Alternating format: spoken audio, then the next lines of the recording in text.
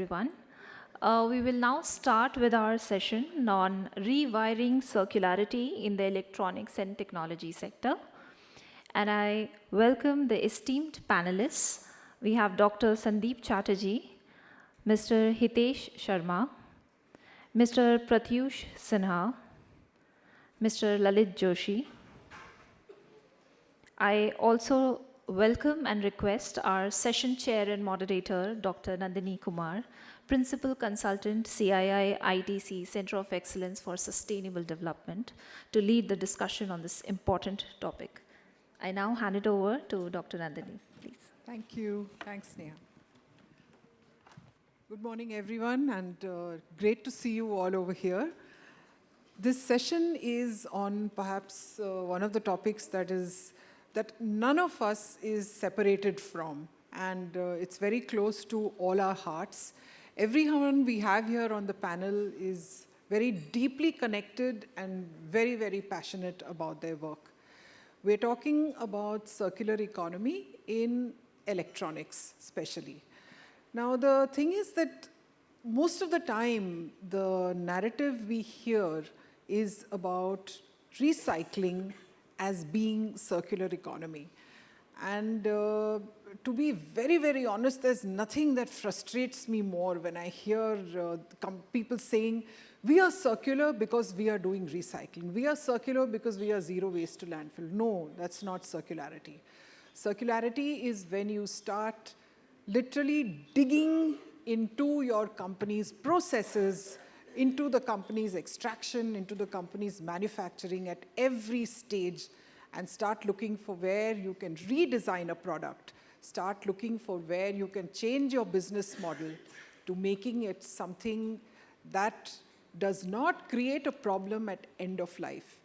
And not just not create a problem, also creates value for the company then, so that the company doesn't have to bear the burden of compliance, bear the burden of EPR, extended producer responsibility, because we all know that these compliances are only going to increase. Regulatory pressures are only going to increase. We are all also acutely aware every single day, everybody is looking at the news apps and the newspapers to see what have certain people who shall remain unnamed been up to in the world so far. There is so many changes, so turbulent, full of turmoil. But there has to be some sense in all of that still. And my firm belief is that as time goes on, it is companies who will step up to the plate, and it is their action, their voluntary action, which will start creating an impact. And I'm really pleased to say that all the panelists over here today come with that experience, with that knowledge, and with the conviction, most importantly, with the conviction that they will be part of that change. And that's the reason we are engaging with them, and that's the reason we've invited them to be on this panel. So I hope that you will be able to ask questions of this panel, questions which are not meant to put them on the spot, but questions which will help you understand better how these companies involved in managing their electronic devices and producing them are also thinking about end of life. So I'm going to begin with a request to our panelists, beginning with Lalit, who I observed looks young in years but is old in experience. I couldn't help saying that. I mean, look at him. He's wearing sneakers and a white t-shirt. Oh, man. Aise kaun aata hai, Lalit? No, just kidding. Okay. Just kidding. If you could kindly introduce yourselves in just 2 short lines, and that would be great. Please, Lalit, go ahead. Thank you, Nandini. Thank you for inviting us. It really feels amazing being called as a speaker. But hey, I'm Lalit. I come from Microsoft. I lead the carbon strategy roadmap for our cloud business. And here I'm wearing the shoes of someone who knows about circularity and trying to, there are amazing teams who work in the area of circularity in Microsoft, and I'll try to do justice explaining their work to you folks today. So, yeah, happy to be here. Thank you. Dr. Chatterjee, please. Thank you, ma'am. I'm representing a company, Sustainable Electronics Recycling International, USA. So they are champions for R2 standards. Basically, it is a sustainability standard. and I'm working here for 1.5 years. So before that, I was a group coordinator and senior director of Ministry of Electronics and IT. So whatever development around electronic waste recycling you are seeing in the country, somehow I have some contribution from 2007 in recycling space, sensitization, awareness, and different version of the rules MOEF is coming up. So there are a lot of contribution came from us. And also 3 policy documents for the Government of India. One is Circular Economy Action Plan. It published on 2021. And Resource Efficiency 2019. And another policy document of dependence of rare earth from electronic waste extraction. So these 3 policy document also adopted by me. Somehow I'm engaged in sustainability, especially on electronics, for last 2 decades. Thank you very much. Thank you so much, Dr. Atchi. We go to you, please. Hi, everyone. Hi, everyone. I'm Hitesh. I represent HP Global Product Compliance and Sustainable Impact team and leading operations with geo mandate being the South Asia markets of HP.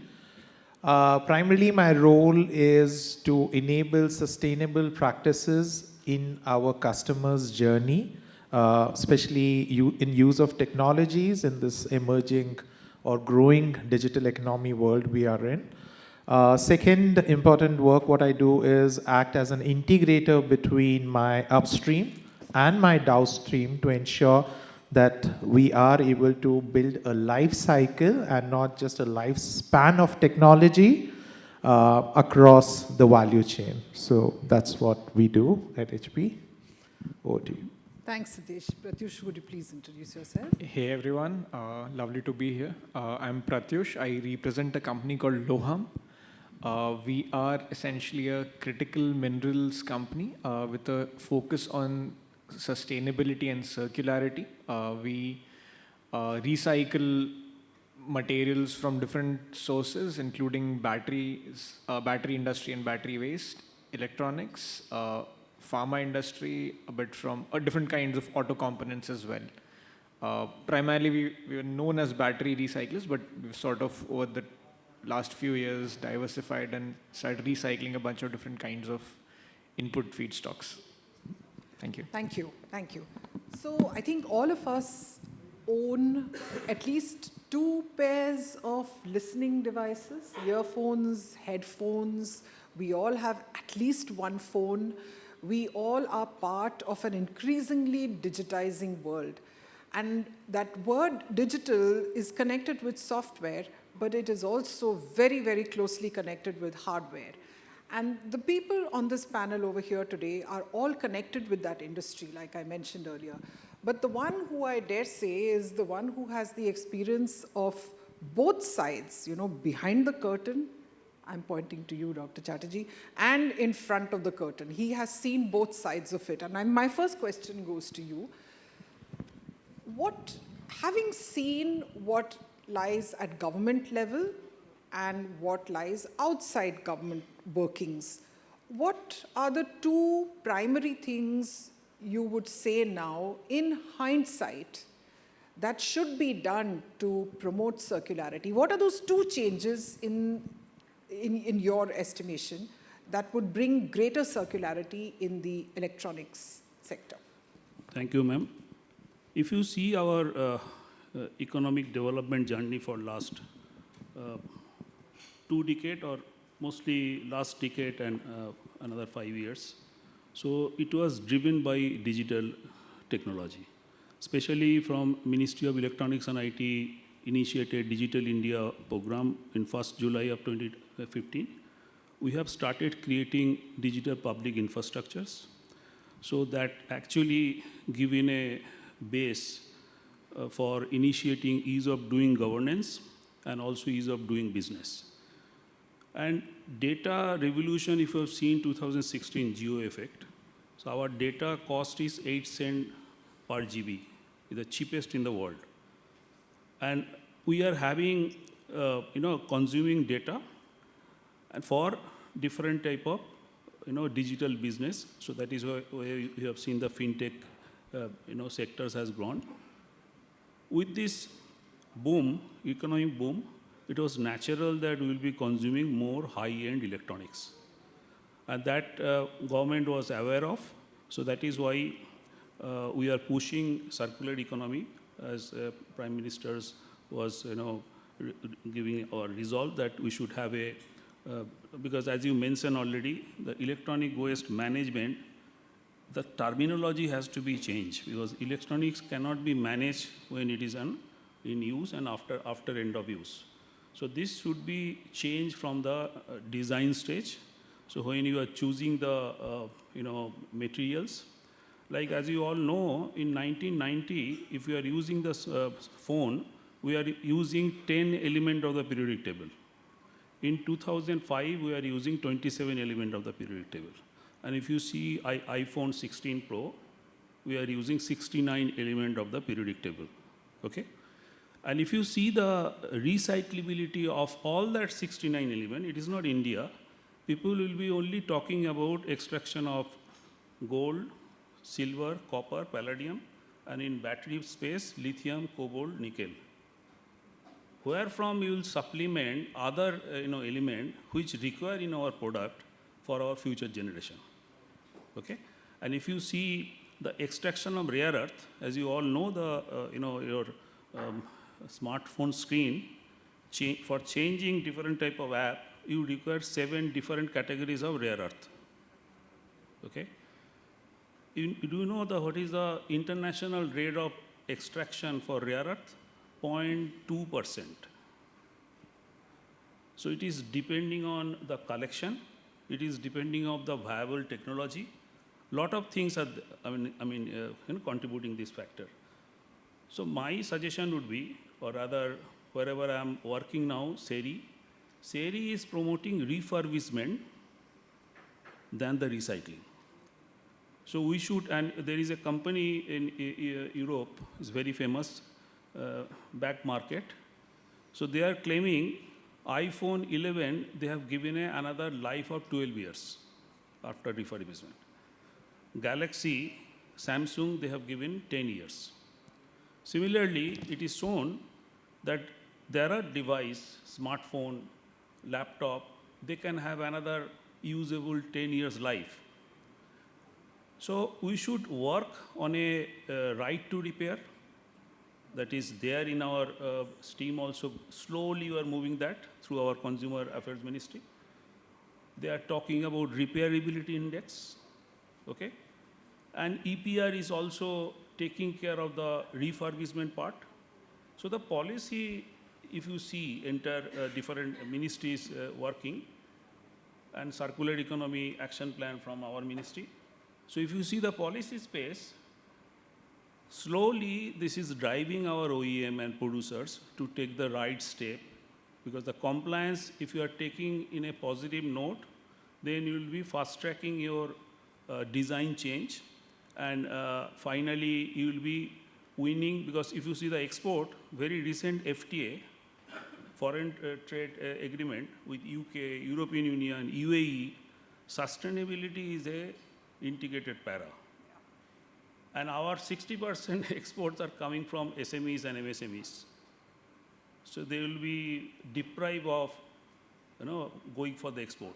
So this will be a very great disruption.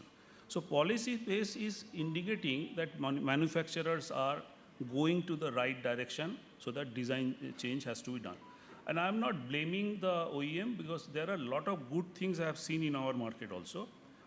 Like Apple is having a trade-in where they are working with their partner to giving a good refurbished product. Similarly, Samsung, Galaxy upcycling is promoting the refurbishment and recycling and refurbishment. And also HP and Dell, they are doing a globally good scheme like refurbishment and resell. So that is very popular, and in our country also it is now coming. And finally, Lenovo and another company, they are along with Mate and Meti, they have come out with a project called electronic resource outsourcing. They have found that $20 billion refurbishment industry, outsourced industry is awaiting for our country. And So we these are are very lucky here that we have somebody Yes. from that industry, Yes. the OEM. So I think these are the things will push our, and I am very hopeful another coming decade you will see the change in the design as well. Please, that's a wonderful point for you to pick up on. Great Hitesh. segue, I would say. Absolutely, perfect. Okay, before I actually get into the what of it, let me start by putting the why of what HP does. In fact, 80 years back, this very company was established with the purpose set by our founders, Dave and Packard, that HP is a company which makes technology, which makes life better for everyone, everywhere. Now, if you see this statement and ambitious terms being used like everyone, everywhere, makes the purpose of HP more systemic in nature, looking at everything as a system and not just limiting it to a specific value system. Now, with this kind of a purpose to be put into practice, what we have done is we have set the goal for HP to become net zero by 2040 across its value chain, which is inclusive of the scope 3 emission. Why I'm bringing that here? Because that's how it interweaves into our circularity strategy. Until and unless we put an ambitious calling of going net zero across the value chain, it becomes limited visibility for us to embed sustainability in what we design. So that's where design comes in play. And HP recognizes that 80% of what potential environmental impact of a product could happen across its life gets dictated and defined at the design stage. The stage where a OEM has maximum control, and hence the maximum responsibility to bring about or dictate change down the life cycle. This is where HP also set a commitment, a public commitment, to bring in 75% circularity across our products and packaging by 2030. But by circularity, we mean that our products would and packaging would have recycled content in it, reused content in it.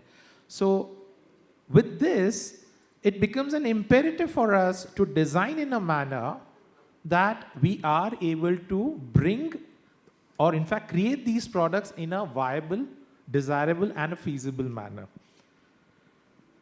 We all know that one of the major challenge, and thank you for setting the context and why circularity always gets tilted on the end of life spectrum than the design, is because the challenges actually lie at the end of life.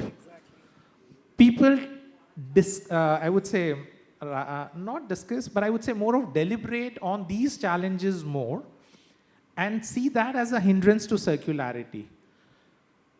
What HP has done, we've taken an empathetic approach, realizing that as a consumer, being a consumer of a product, would want to extract maximum value of what they have purchased with every right they have.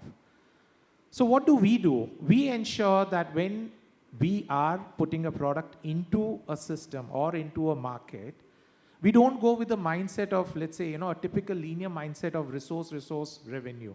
Where we see the upstream as a resource, raw material. We see the midstream as a resource, where we transform a raw material into a valuable product. But then, this is where we break the cycle. The third element, we call it as revenue, the market. At HP, we have a circular mindset, resource. We see the market as a resource. We see the market as the potential to reverse channelize what we can refurbish, repair, reuse, regenerate, and put it back into the system.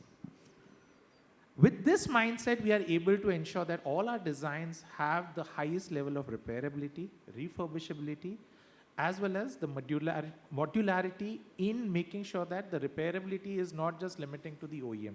It can be done at the consumer end as well. So that's the design mindset with which HP works. And not just a recognition of the fact that the maximum impact can be done at the design stage, but an important factor that control plays a critical role in circularizing or making a value chain linear. So this kind of knowledge is so useful. Thank you, because I think we are all customers at the end of the day for something or the other. And if we know the kind of thinking that goes behind the designing of the product that we're using, I think we will be empowered with that choice. When you're spending 50, 40,000 rupees, whatever it is on a phone or a laptop, if I understand the thinking behind that particular device I have, I'm empowered to make a better choice, a more environmentally sustainable choice. And since you spoke, Hitesh, about the burden lying on the recycler, I will now come to you, Pratyush, actually, to ask you as the recycler, when you get all that material, whether it's electronic waste or batteries or whatever it is, what are you thinking when you see all that and say, oh God, I wish they had done this better? What are your thoughts in that direction? That's a good question. I can have a very long list of items over there. But I think the most important thing is first, even before we get the material, how do we get the material? Yeah. So I think one of the areas where, as recyclers, we would really want changes to happen is in the collection phase. A lot of collection in India is currently dominated by the informal sector. And most of you would probably not even know what to do with your phone. So a lot of them would be lying at your homes. Sometimes you might give your items, like if you have, say, a washing machine or a fridge, you might give them to a local kabadiwala who can give a good price to you, but you don't know what happens after that. And even we don't know what happens after that. So that is what needs to be fixed.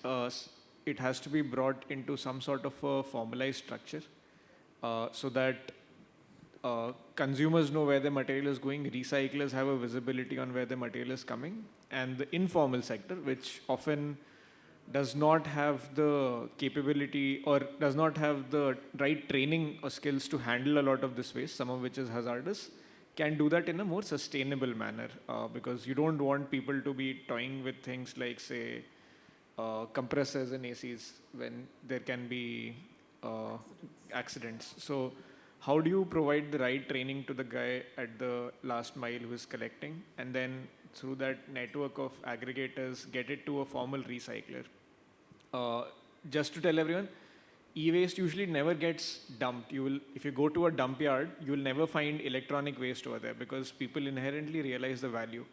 But what never happens, the problem is a lot of that material never makes its way to formal recyclers. A lot of it will just go to informal sector where it will be handled suboptimally. People might, for example, if there's a fridge which can be repurposed with some minor changes, but if it's not handled properly early in its journey and there are dents and cracks and all, so your fridge might not get reused. So you're losing value there, one.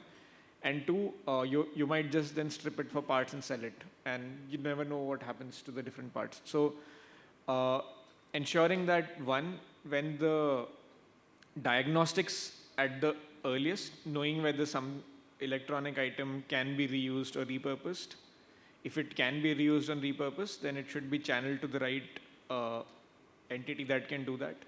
If it cannot be recycled or repurposed, then it needs to be dismantled at a location that has the relevant licenses, and an electronic item or an appliance has multiple different components. There's plastic, there's non-ferrous metals, there are batteries, there are even sometimes used oil. So, and each of these is a separate recycling activity, licensed activity under the government's waste management paradigm. So how do you ensure that each of these different components is then given to the relevant recyclers for the material to be recycled properly? So that needs to be taken care of. So I think one of the things where producers or even the general ecosystem can help is with this. How do we, one, create awareness, two, develop local capability to be able to, and this is something that cannot be done in a centralized manner. There has to be a distributed collection network. So develop that localized capability to collect the material, diagnose whether it can be repurposed, dismantle it in a licensed and safe manner, and distribute it to the relevant licensed recyclers.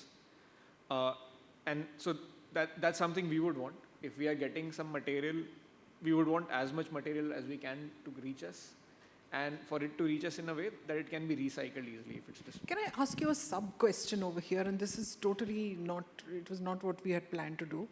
But we speak of the circular economy as one being able to generate livelihoods. Now, you've mentioned a whole lot of things that you would like to happen, you know, a sort of sorting mechanism, somebody to analyze, and so that the waste stream in the form that is most convenient for you actually gets to you. Do you see that, what do you say about generating livelihoods? How many livelihoods could you generate? I don't expect a number, but is that right? Is that the right way of thinking, that you can generate jobs? It can certainly create jobs. I mean, it does create jobs even today, but those are not the kind of jobs you would want, because you have kids playing with batteries, which is bad. What you would want is formalized jobs where there's, say, a network of local entrepreneurs who are employing a few people, getting material, processing it. One of the key challenges here becomes that, I mean, for example, if you look at our taxation policy, the GST rate on scrap is 18% today. And GST by definition is supposed to be a tax on value addition. But in the case of scrap, you're losing value. You buy a fridge for, say, 20,000 rupees, you're selling it for 2,000 rupees. So value is being lost. So it doesn't make a lot of sense to charge GST on it, but even if you're charging, 18% becomes a lot. So for a lot of these smaller players, that's like almost 40, 50 days of working capital that gets blocked. They can't afford that. So they would rather avoid this entire thing, evade the entire system. So there's a need for us to bring them into the system. Maybe tax rates can be rationalized, because your recycle is anyway paying taxes on the value that is added by recycling it. So it's not as if the government is losing revenue. But those right incentives, the right taxation at the right stages can really help formalize this system. And apart from this, training, skilling is important, which can lead to jobs. I think the role of states becomes very important over there, because states have to come in. I think the center has done its job in terms of framing the regulations, but it's a lot more about implementation now. Thank you. Lalit, over to you about computing power, things getting digitized, data centers coming up. I'm aware we've had a conversation several months ago on this. What is troubling Microsoft about data centers and about the material consumed there? Tell us a little about that. Thank you for asking the question, and I think I'll be saying it third time that circularity has to start from the design phase, right? Once you have designed something, you have manufactured, you can't do anything about that after, right? So it has to start from the design phase. And coming back to your question, there's a material scarcity, right? There is a hard disk shortage as on today. That's what we are facing. There are rare earth material present in those magnets, in those hard disks, like neodymium, praseodymium, right? And that's where you need to come up with first you need to address the problem, and then you need to come up with the solution. And the solution over here that we have kind of explored is you need to do a strategic investment in the companies who are doing that work. And one such example is there's a cyclic material company that has an innovation, or they have an idea that how to extract those magnets from the hard disk and then give it to recyclers or to shredder. Because when it comes to data bearing devices, it's a very complex situation, right? There's a more than circularity, there's a data security as a threat, right? Data bearing devices cannot leave the data center. After you have decommissioned the server, it just doesn't go with the server to the recycler, right? It has to be shredded within the facility, and then that material goes to recycler. So for us, the challenge as on today is that we should be able to get the material that we want to put in the data center.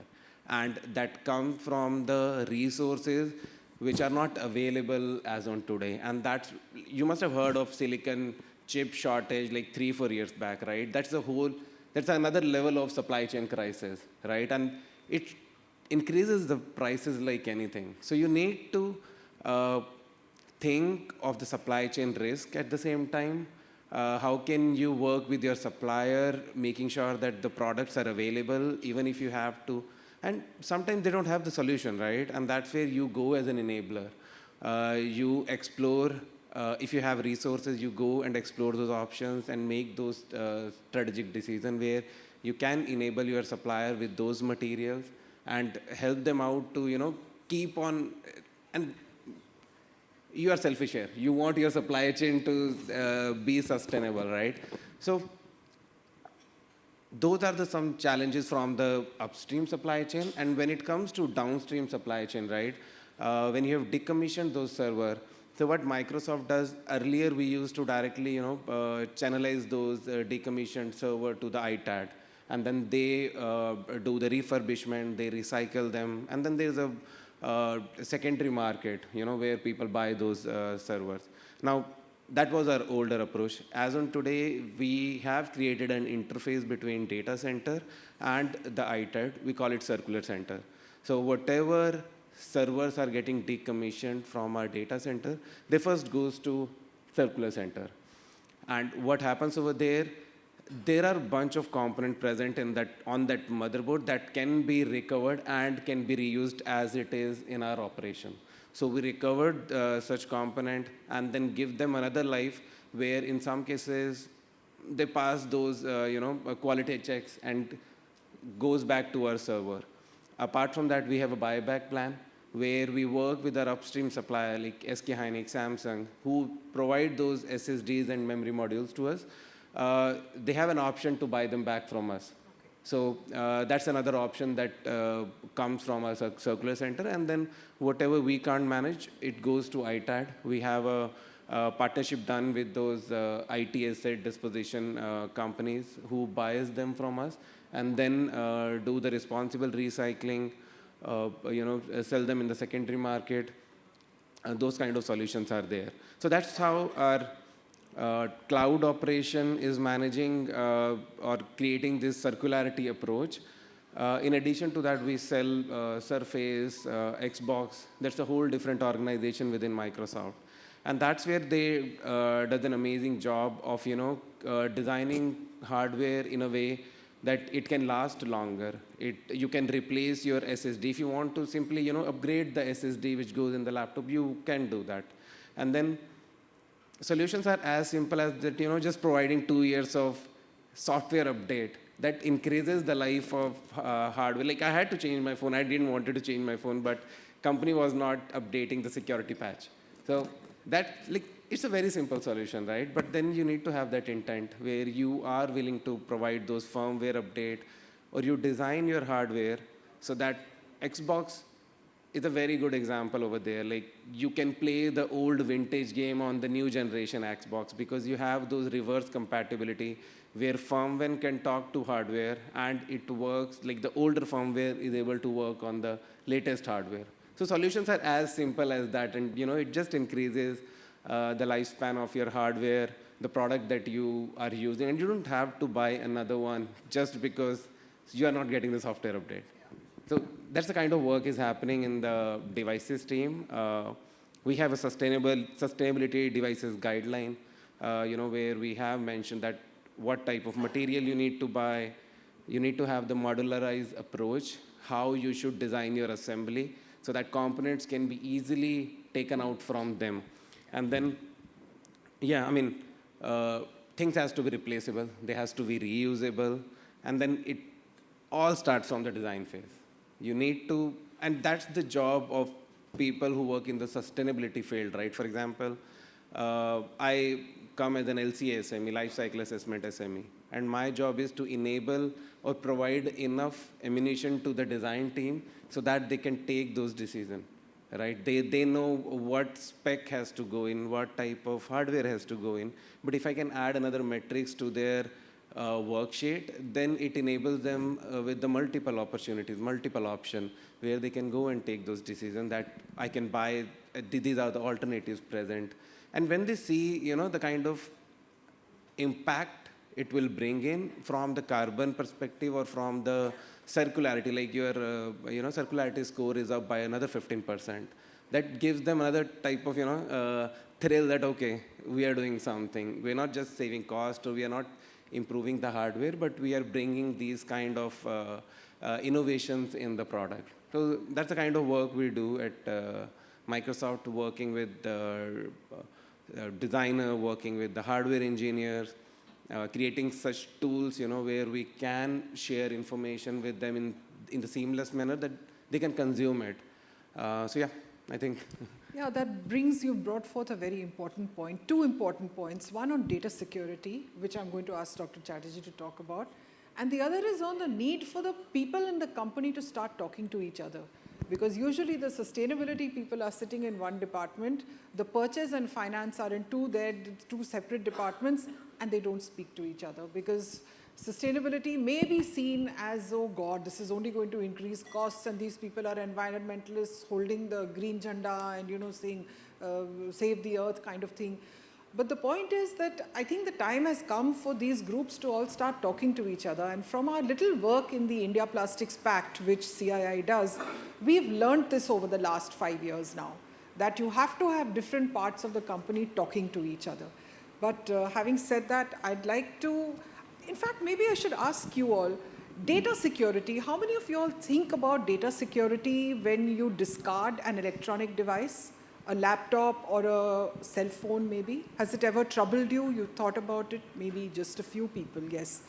But when speaking earlier to Dr. Chatterjee this morning, I suddenly realized Department of Defense also must be getting rid of some software. Can you tell us a little bit about data protection at end of life? When I started my journey in CERI, I found this was my mistake also when I was drafting the DPDP Act in Ministry. Which act? Digital Personal Data Protection Act. Okay. It was passed through Parliament 11th August 2023, but Ministry is still working on the rule. Once the rule will be implemented, so this will be implemental rule in the country, then the data breaches in any form, wherever it is happening, it is a punishable offense, and will be having 250 crores is the fine. Okay? So small recycler or whoever is doing in the recycling or refurbishing space, they will all close down. As you all know, this is the data, digital data protection, personal data. So there we have three stakeholders: data principal like us, data fiduciaries who are using your data for a purpose, and data processors. And if the data is breached and you are giving certain data for certain service, and that has been used in another purpose, now it is a punishable offense in India as well. But earlier to that, there are much stronger, stringent rule in European Union. GDPR is already there. And our somehow industries, depending on, is fueled by, as I mentioned, the digital technology. Earlier 4 decades, it is ICT and telecom, where we are serving a lot of developed country, okay? And we are doing the outsourcing business. So there are, health data, medical data for other countries, that is also possible to be, lost in the ITAT process, as he mentioned. But when I joined in CERI, I have found entire country, including the policymakers, government, we are not aware of this fact. But is a global data is saying 60% of data is being lost to the third party. Because Microsoft is afraid of taking care of their hard drive, but CERI says that we should not do the physical destruction because this is not a sustainability. So we have to have a logical data sanitization. And CERI is having the only standard R2 in the world. They are protecting the data. So they will be giving you a certificate. If the ITAT company is having the CERI certification, R2 certification, so they will be giving you a certificate, third-party certificate, where you do not have any traces, data traces in the device. That can be used because that is another business process. Once I have joined here, I have found there is a perception that you are doing the factory reset, you are doing the formatting. This is not as data sanitation. So we have done it. CII and few companies, ITET companies have done study in the Delhi 2019. They have taken hard drive, memory card, mobile phone, and they have found 78% device. There was no data when they have sold that product. The 78% of the data has been retrieved. And the memory card, 98%.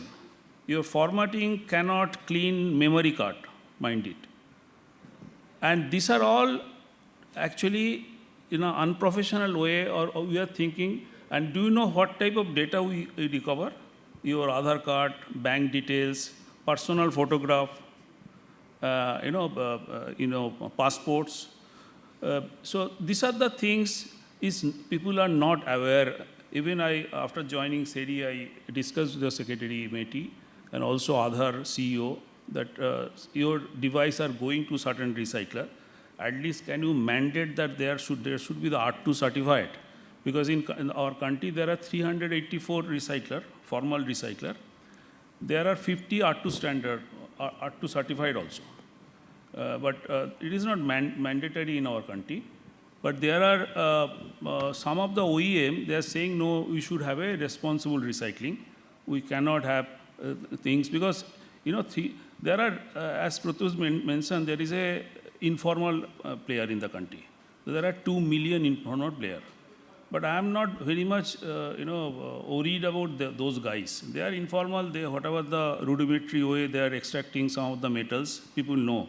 But there are 384 formal recycler, and out of that, I may say 40% are doing paper trading. They are not doing any recycling. They are the more dangerous player. So if the devices are going in their hand, because they are the authorized guy, and how they are handling your device on the material font, environmental font, and data font. Because I know some of the recycler where the device people are trying to extract data that is more costly than your mineral. Okay? So this forum, I should mention, sustainability should be embracing every space now. Because if you are doing refurbishment, because that is the most important thing to do before recycling, you require to know your data is secure or not. So that is what I think you are asking the right question. I should mention it in 2025 also we could not understand this, then it will be too late for us. So we have informed you all in this room today that whenever you discard a device, please find out about data security. And even if you reformat the disk or your phone, no good. 70% at least of that still stays on. Hitesh, now we've just absorbed this very frightening thought, but coming to you and more positive things, how does your company look at the paths ahead in terms of components, in terms of critical minerals, in terms of the materials you use in your devices and products? Is there work going on alternatives, on better materials, on more recyclable components? What is HP's path ahead? Sure. So as I said earlier, for us, circularity is definitely a responsibility, but then it's also about resilience. It's about our own resource security to be able to sustain for another 100, 200, 500 years. And to do so, it's very important that we realize that we work on material which are finite resources. And hence, it becomes an imperative for us to look on the other side of the spectrum where it lies aplenty. And hence, what we have done is, in addition to making it convenient to reverse channelize, we have started looking at alternative material through material innovation at HP. In fact, today, some of your laptops would have used cooking oil in it. Some of your laptops might have coffee ground waste in it. Some of your laptops might have discarded fishing nets, which get discarded by fishermen running in kilometers in these oceans and seas, brought back to be converted into polymers and be brought back into creating HP products. We have programs where, if I name the program, called Evo Cycle, where we do closed loop recycling of our own cartridges. So 76 to be precise, percentage of our cartridges constitute of the recycled content of the cartridges what get discarded as part of the Evo cycle. And it's also not just material recovery and putting it back into production. It also saves nearly 36% of carbon emission compared to you going to the primary source or a virgin plastic. So just to interrupt you, do you also track the data on all these things? Yes, You're yes. doing that. Okay, very Each interesting. one. In fact, we have, in fact, in India, we started Renew program where we are selling HP certified refurbished hardware backed with HP warranty. Now, when we track this, we also track it to the level of how much of product came in, material went into the system, and how much of carbon emission was saved compared to if we were to do an equivalent new device. And we had a very recent study on one of our model, EliteBook 840G7, which was refurbished, and the LCA study of it suggests that it has saved 72%, and we have put this in our public disclosure, 72% of carbon emission compared to its new equivalent. So that's the kind of saving which happens in addition to, of course, bringing in material or the recycled content in our products. Another important and I would say comprehensive number being that against the 75% circularity what I mentioned, HP has been able to achieve 43% circularity. What does that mean? Across all our products and packaging, the amount of material what we use, last year 43% of it was either reused one or a recycled one. So that's how we ensure that we reduce the need of virgin raw material and at the same time look for other, or in fact across value chain, or across industrial value chain, not within our own industry. So when I bring used cooking oil to convert biopolymers, going and making basils in my laptop, or bringing coffee ground machines, I'm actually working with other industries to bring their waste through my R&D, create products of value for me and material of value for me and convert it into products of value to consumers. Yeah. And in all of this, not just that, we also track the embodied carbon of it, which then helps our customers report on their scope 3 emission. Right. So we put all of this as part of a product carbon footprint, backed by third-party LCA audits and studies, and which customers can put into their scope 3 and report back. So it's really rigorous, really good to hear that. But you mentioned traceability, and Pratyush, I would like to ask you about this aspect. It's in a sense the sort of holy grail. Everybody wants to know kidhar se aaya, kitna aaya, how much can I put down in my records? How are you tackling this at Loham? Could you tell us a little about that? Sure. So there are two aspects to it. One is for any particular item, any device, there's traceability during production, during its life, and then what happens to it after the life of the product. So we usually get material after the life of the product. We have our own internal traceability systems wherein we provide real-time visibility to our suppliers. So we work with almost all the large OEMs in electronics as well as in auto sector. So on the portal, you can see real-time the status of a feed or whether your shipment has reached our facility. We also provide real-time feedstock, so you can see that on camera feed, you can see whether your set of batteries or your set of electronics are getting shredded. If it's being repurposed, we give data around where it's being put, how long is it being put for, and we provide detailed test reports on the material that come out of it. But that's something we do. what we have also been working is championing this across the ecosystem. So we are working with the Department of Science and Technology and a few companies like the Tatas in establishing what's called the battery Aadhaar. And the idea there is, can we have a sort of, just like every individual has an Aadhaar, can every device or every battery have an Aadhaar kind of a unique ID, which can trace its journey from mine to market to end of life and then back into the market. Even if the mine is outside India? Those are things that will have to be built in, because that will require a lot of international cooperation. Europe, for example, has come up with its own standard called battery passport. Yes, and what we need to ensure is that these different standards being developed in different parts of the world talk to each other. But a lot of this will have to be driven by the private sector and through different companies coming in. But there are some policy changes that will be needed as well. So, for example, we talk about traceability and we talk about building all this digital infrastructure for traceability, whether that's real-time data collection and things like that. But there are a lot of simple policy changes that can make it easy for us to know. So all the waste management rules have this provision that producers need to reuse a certain percentage of recycled material in all kinds of. But how do you even measure that? A simple change, like, for example, having GST extension for recycled metals. So if you have cobalt with a certain HSN code, can you have a last digit that represents whether that's virgin cobalt or recycled cobalt? Okay.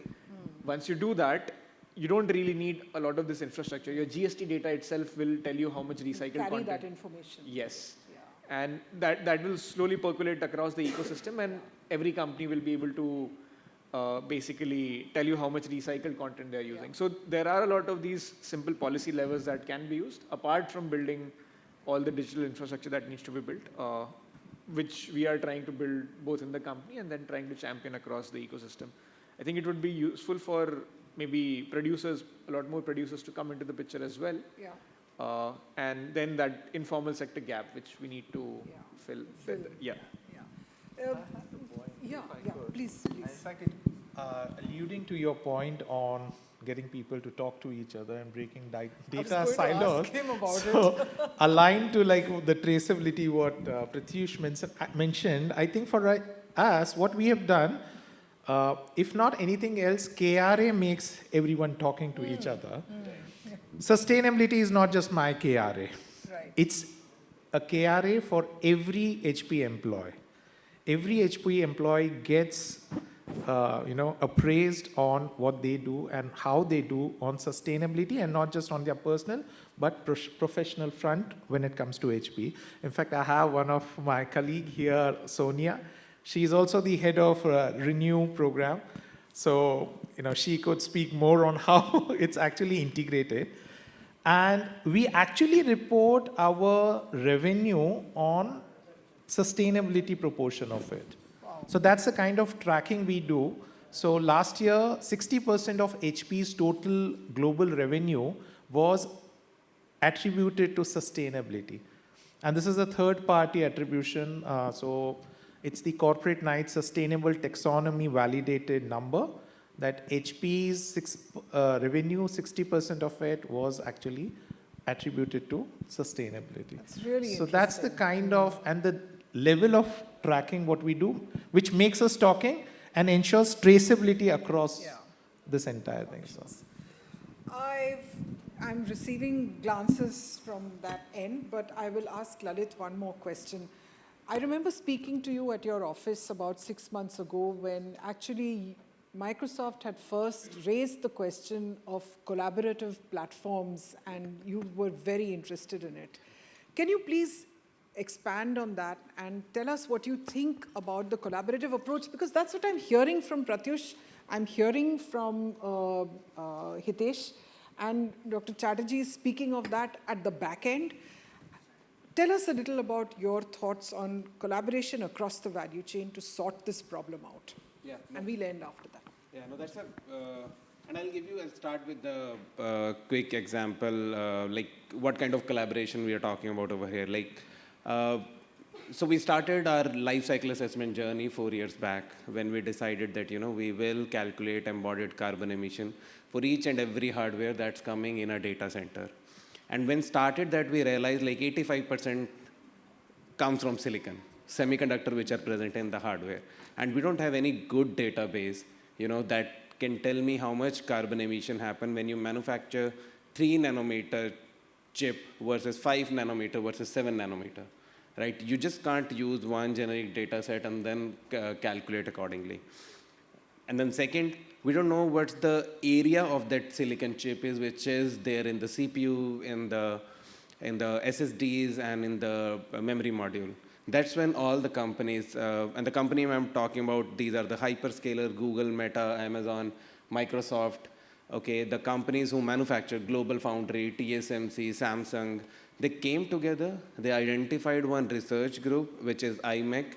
It's a Belgium-based company, and we are working together to create a database, what the carbon emission of the semiconductor is, right? How the roadmap looks like, what kind of new semiconductors are coming into picture, what their impact is, and how we can work with the suppliers to bring that down. I mean, the numbers are very crazy, if I may tell you. Like TSMC's, most of the electricity, Taiwan's most of the electricity goes into silicon manufacturing.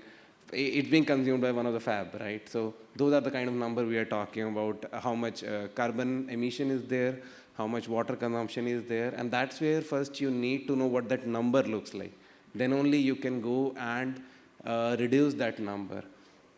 So that's the kind of collaboration makes really sense, where, you all, and the problems are common across. Like Exactly.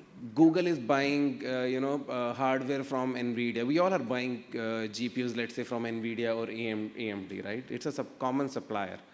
Not one of us can go and influence the supplier that, these has to be bring down. And that's where we go as a team.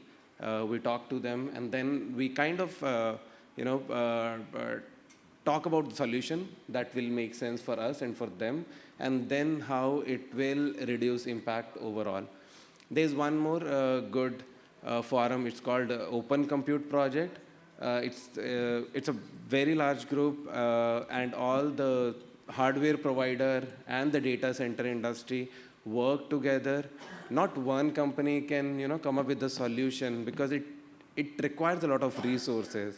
You need experts, you need money to kind of put into that innovative solution, to develop that innovative solution. And that's where we all come together and then kind of do the brainstorming and then come up with that standard or solution.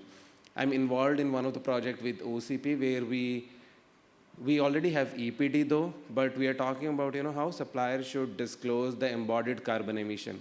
Should it look like a carbon label, or should there be 10 to 15 parameter which has to be disclosed? So those are the kind of standard has to be, or the databases has to be created by all the companies by coming together. And talking about this platform, we need to work with recycler, to understand what the recycling efficiency looks like, how we can help them improve it, like how we should design so that, in today's day, structure is very complex. Like when you talk about PCBs having 20 to 30 layer, and then each layer having a unique circuit, it's a complex piece of component, and very difficult to recycle. And recycling efficiency also doesn't look that great because of the complexity of the chip. So that's where I think we can come together, do a pilot study that what the current state is, how the material recycling efficiency looks like, how can we improve it, what as a designer we can do, what kind of dialogue we should have with our supplier, because they are the one who, we don't have influence across all the component, right? I can't go and dictate or tell SK Hynix that this is how you should design your SSD. But there are some components where we can go and influence them. This is how it should be designed, so that a recycler can recycle it and can take back maximum amount of material out of it. So I think there's a good scope of doing a joint study what the efficiency looks like, and how we can improve it. Excellent. I really believe in the power of collaborative platforms. We've seen it working, and I think we should probably meet at some point and try to get manufacturers, brands, recyclers, everyone on the same platform.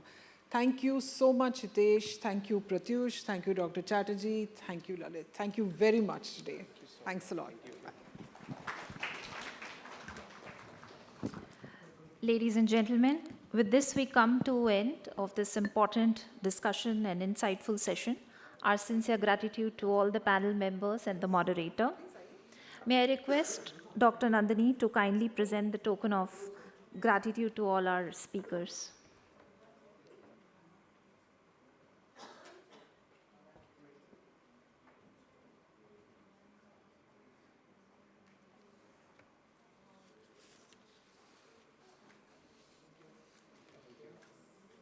I'll just request Dr. Nandini to present the token to all the panel members. No particular order. Thank you very much. Yeah. Like this. Acha.